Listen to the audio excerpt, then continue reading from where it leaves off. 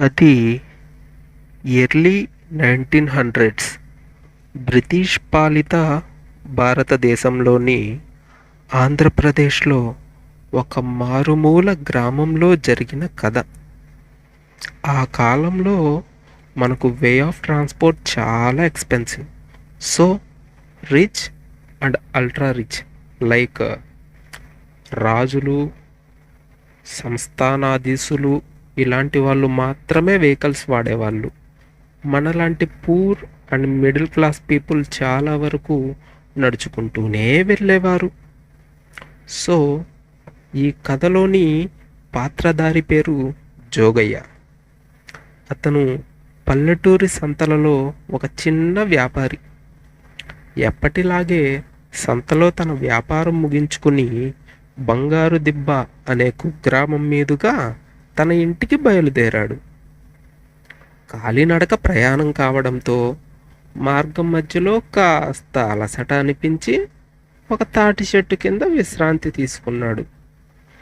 ఆ రోజు వ్యాపారంలో వచ్చిన డబ్బును భద్రంగా ఒక మూట కట్టి ఆ మూటని తల క్రింద పెట్టుకుని ఒక చిన్న కునుకు తీశాడు. మెలకువ వచ్చి చూసేసరికి బాగా చీకటి పడింది పాపం. హడావిడిగా పైకి లేచి ప్రయాణానికి బయలుదేరాడు.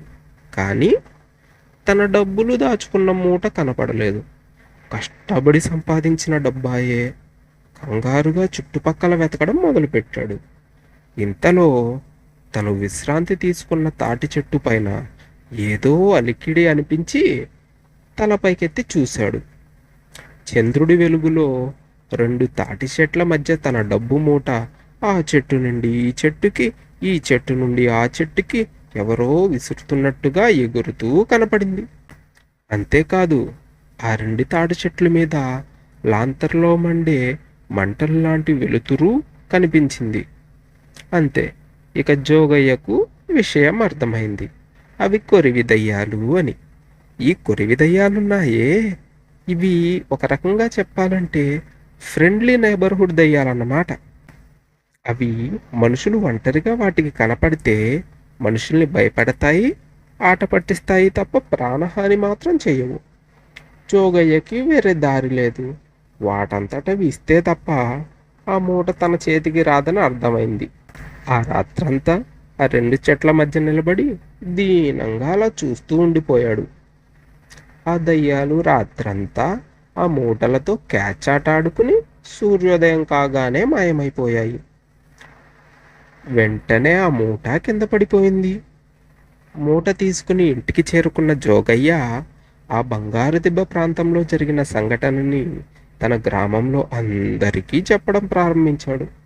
ఆ నోట ఈ నోట ఆ కథ అందరికీ తెలిసి మెల్లగా బంగారు దిబ్బ ప్రాంతాన్ని అందరూ దయ్యాల దిబ్బ అని పిలవడం ప్రారంభించారు. కాలక్రమంలో ఆ ప్రాంతానికి దయ్యాల దిబ్బ అనే పేరు స్థిరపడిపోయింది. ఆంధ్రప్రదేశ్లోని భీమవరం అనే పట్టణానికి చుట్టుపక్కల ప్రాంతాలలో నేటికి ఆ ప్రాంతం దయ్యాల దిబ్బగా పిలువబడుతుంది. సో పిల్లలు, కథ విన్నారు కదా. కథ మీకు నచ్చి ఇలాంటి ఫన్నీ దయ్యాల కథలు మీరు ఇంకా వినాలి అనుకుంటే ఛానల్ని సబ్స్క్రైబ్ చేసుకోండి. Thank you.